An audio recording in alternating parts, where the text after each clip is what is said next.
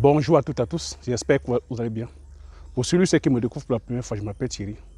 Sur la vidéo d'aujourd'hui, je vais parler avec vous sur l'industrie de la reproduction animale en Afrique. La reproduction telle que la race locale. Donc restez jusqu'au bout de la vidéo afin que je puisse partager avec vous sur ce business-là. Sur la chaîne, je parle d'entrepreneuriat d'investissement en Afrique, car je reste persuadé que c'est en entreprenant en investissant qu'on pourra développer notre continent. C'est en investissant massivement sur le plan économique que le continent pourra se développer. Si j'ai créé la chaîne, c'est en fait de vous partager mes astuces et techniques business, de vous partager mon mindset, afin de vous aider dans vos réalisations ou dans vos futures réalisations. Je suis entrepreneur agricole sur des thématiques, sur des leviers tels que le poivre du Cameroun, comme nous appelons le poivre de Penja, sur la culture du palmier à huile.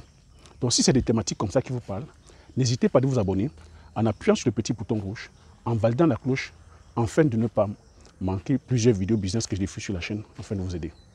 Donc sans plus tarder, je vais me lancer dans le vif du sujet. Donc, ça c'est, je sais pas, pour moi c'est une thématique qui me préoccupe énormément parce que nous savons tous que l'Afrique a un besoin criard en termes de protéines animales. Et ce que nous voyons aujourd'hui, nous sommes plutôt attirés, beaucoup de personnes sont plutôt attirées vers la rentabilité, vers le gain rapide, mais ne craignent pas les enjeux ou ne craignent pas le danger qui est là. Le danger, c'est quoi? Le danger, c'est que nous sommes en train comme ça de perdre, c'est-à-dire quoi, nos races, c'est-à-dire que les races locales, des types, c'est-à-dire que nos races d'animaux locaux, et que nous sommes en train de nous tendre vers une alimentation qui n'est pas saine. Nous mangeons, c'est-à-dire que aujourd'hui, de la protéine, pas du tout contrôlée, quoi. En tout cas, venant, c'est-à-dire avec des formulations venant d'ailleurs. Donc, je me propose comme ça sur cette vidéo de partager avec vous l'intérêt que nous avons, c'est-à-dire à développer, c'est-à-dire voilà, nos races locales. Figurez-vous, aujourd'hui, nous faisons l'élevage. L'élevage, c'est-à-dire que nous faisons l'élevage avec les formulations venues d'ailleurs.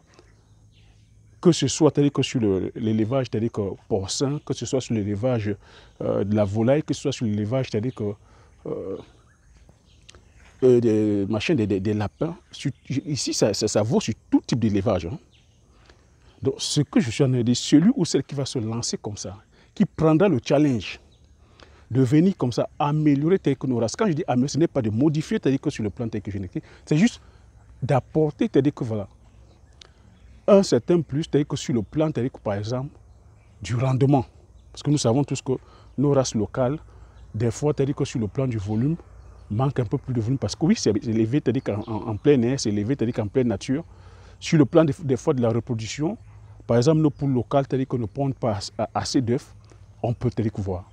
Il y a certains courageux africains qui se sont lancés. Je sais qu'au Bénin, voilà, il y a ce qu'on appelle le poulet qui a été le poulet Goliath. C'est à nous de nous lancer, les gars. C'est lui ou c'est qui va se lancer là-dedans, dans cette industrie-là, à faire de la reproduction c'est-à-dire animale avec nos races locales à des millions. Vous vous rendez compte aujourd'hui, c'est une aberration aujourd'hui qu'on soit en train de tout consommer. Ceux qui se lancent dans l'élevage, c'est-à-dire que la volaille, c'est bien. On brandit les rentabilités, c'est-à-dire qu'à 35%. Mais est-ce que nous sommes, c'est-à-dire voilà, est-ce que nous détenons, est-ce que nous avons le contrôle sur ces élevages-là? Non, nous n'avons pas le contrôle parce que tout vient d'ailleurs. Je vous ai dit plusieurs fois que les intrants viennent d'ailleurs. Les œufs, les parentaux, et même l'alimentation est faite selon, c'est-à-dire que le cahier des charges des Occidentaux. Dites-moi, je suis un peu curieux, j'ai fait une vidéo qui va sortir là aussi sur les semences et même sur l'alimentation, c'est-à-dire que des animaux. Est-ce que ce sont les animaux qui ont dit qu'ils devraient manger plutôt le blé, qu'ils devaient manger du maïs, qu'ils devaient manger, que sais-je encore, le soja? Non, c'est les Occidentaux qui ont adapté l'alimentation de leur bétail ou de leurs animaux avec leurs produits du terroir, les produits qui produisent sur leur terroir. Et nous aussi, Africains, nous entrons dedans bêtement, on va vers la facilité, on tend vers la facilité, à aller aussi faire les mêmes formulations que le blé, le soja. Est-ce que nous produisons assez de blé? Non. Est-ce que nous produisons assez de maïs? Non. Est-ce que nous produisons assez de soja? Non. Parce que, c'est-à-dire qu'en Occident, quand ils se lancent dans la production de ces céréales-là, c'est en termes de milliers d'hectares, les gars. Nous ne pouvons pas compétir avec eux. Moi, c'est pour ça que je me propose ici de dire aussi que nous devons valoriser nos semences en produisant l'alimentation avec nos produits du terroir, tels que le macabo, les patates, l'igname, les plantains, les pommes de terre, le mil, le sorgho. Oui, je dis bien le sorgho. Nous devons développer le sorgho, les gars. Nous devons développer le mil, les gars. Le sorgho et le mil est déjà adapté à notre terroir. C'est à nous de les développer. Parce que laissez-moi vous dire, lorsque vous vous lancez dans les cultures telles que le maïs, vous ne pouvez pas rivaliser avec les agriculteurs occidentaux. Ils sont sur des superficies de 1000, 2000 hectares. Ils sont subventionnés, les gars. Nous ne le sommes pas.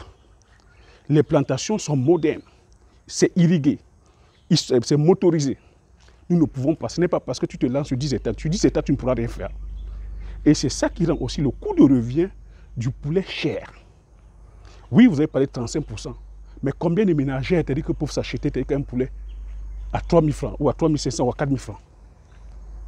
Mais les éleveurs occidentaux ou les grands groupes qui sont en train d'arriver en Afrique sont capables de venir nous damer encore le pion. Nous avons les hypermarchés qui arrivent, qui sont en train d'arriver là en Afrique, qui sont même déjà là. Ils sont capables comme ça de venir faire du dumping, ramener leurs produits, ramener les produits tels que le poulet et les brader à vil prix. Parce que au niveau des charges, les charges sont amorties. Un éleveur, en Occident, il a au moins une plantation de 400 ou de 500 hectares de maïs, dont il fait la rotation soja, maïs, blé. L'éleveur, qu'en Afrique, a combien d'hectares? Rien. L'éleveur dépend de la provanderie. Et le provandier, est-ce que le provandier a des plantations? Des plantations? Non. Le provandier aussi va acheter le maïs au marché, auprès des petits paysans qui n'arrivent même pas à produire assez pour l'alimentation. Et le coût du maïs, le prix est fixé par qui? Ou le prix du blé? Le prix est fixé par le marché international, par les Occidentaux. Vous voyez que nous sommes morts dans le film. Quand vous parlez du rendement, c'est tout ça qu'il faut tenir en compte. Le coût des bâtiments. Les bâtiments sont conçus, doivent être conçus selon les normes occidentales. Tant que vous ne faites pas ça, vous êtes dans la perte. Je vous ai dit, ces poulets hybrides, ces animaux hybrides que nous ramenons en Afrique ne sont pas adaptés à notre climat, ne sont pas adaptés à l'environnement. C'est pour ça que nous échouons. Je mets au défi, qu'il y a combien de volailles, combien d'éleveurs de poulets qui sont dans le circuit ou le business depuis plus de 20 ans. Très peu. Beaucoup y vont parce qu'ils veulent faire du one-shot. J'ai dit le one-shot, ils veulent jouer au loto, gagner une fois et partir. Beaucoup ne sont pas dedans parce que, sur la durée, parce que le coût est élevé. Et ils n'ont pas que la maîtrise sur tout ce que je vais citer là. Sur tous ces entrants. Les vaccins sont faits venus d'ailleurs. L'alimentation et la formulation, que venus d'Occident. Les sujets viennent de l'Occident. Et même la technique, on ne maîtrise pas cette technique. Les gens viennent se débrouiller comme ça pour venir faire le one-shot gagner. Donc moi, je vous invite ici, celui ou celle qui va se lancer, nous avons, qu'aujourd'hui, nous avons des ingénieurs, nous avons des scientifiques, et nous avons des experts. Je vous ai dit, il y a un Béninois qui s'est lancé dans ce business-là. Il a déjà fait, qu'on a déjà comme ça des races de poulets, que Goliath. Je veux dire, on devait élever nos poulets, nos poulets locaux de façon naturelle. Je vous ai donné aussi que j'ai fait certaines vidéos. Comment élever le poulet, avec un petit budget. Comment élever le poulet, avec un budget de 50 000 francs. Vous commencez doucement. Je sais que beaucoup vont dans cet élevage-là, hybride, par rapport à la part des gains. Parce que quand on vous dit en 45 jours, vous sortez le poulet, rentabilité 35%, mais qu'est-ce que vous faites manger, justement, aux consommateurs? Ce sont des poulets qui sont des fois, la plupart pompés, d'antibiotiques, pompés, de vitamines. Des poulets qui sont élevés en pleine promiscuité, vous allez mettre 10 000 poulets entassés. Qu'est-ce que vous voulez manger à la fin? Alors que le poulet, dans sa vie naturelle, doit gambader, doit courir, doit aller manger des micro-organismes, doit bouger. Que quand on dit que l'être humain doit bouger, doit se faire de la pâte. C'est pour ça que nos poulets du village sont sucrés, parce que nos poulets locaux sont sucrés, parce qu'ils ont le temps de gambader, de courir partout, de manger des micro-organismes. Oui, ça prend un peu le temps à mettre sur pied peut-être 3 mois ou 4 mois. Et alors, nous voulons manger une viande saine ou nous voulons manger, je ne sais pas, manger de la maladie. Donc, c'est ce que j'avais à partager sur cette vidéo. J'espère que je parle à quelqu'un tel qu'aujourd'hui cette vidéo-là. J'espère que vous avez appris quelque chose. J'espère aussi que ça vous a plu. Si ça vous a plu, laissez un like, mettez des commentaires. Je me ferai le plaisir de les lire. Mettez des commentaires aussi pour que ça puisse aider la communauté. Hein. Si vous êtes dans ce business de la volaille, marquez. Est-ce que c'est un business comme ça qui vous intéresse? Je dis, le business de la reproduction animale, nous devons nous pencher là-dessus afin de pouvoir être autonomes. Nous devons être vraiment, c'est-à-dire autonomes sur tous les plans. Je vous ai fait avec la vidéo sur les semences. Nous devons être autonomes sur le plan des semences. Autonomes sur le plan, c'est-à-dire voilà, de l'alimentation en termes de protéines animales. Nous ne devons plus toujours dépendre des Occidentaux. Parce que le jour où ils ont fermé le robinet, nous sommes morts dans le film, comme j'ai coutume à vous dire. Donc, sur ce, comme j'ai coutume aussi à vous dire, l'information c'est la connaissance c'est la richesse. Une fois que vous avez ces informations, vous appliquez vos stratégies et vous passez massivement à l'action afin d'impacter votre vie et impacter la vie de ceux qui vous entourent. Sur ce, je vous dis merci et aux prochaines vidéos. Ciao.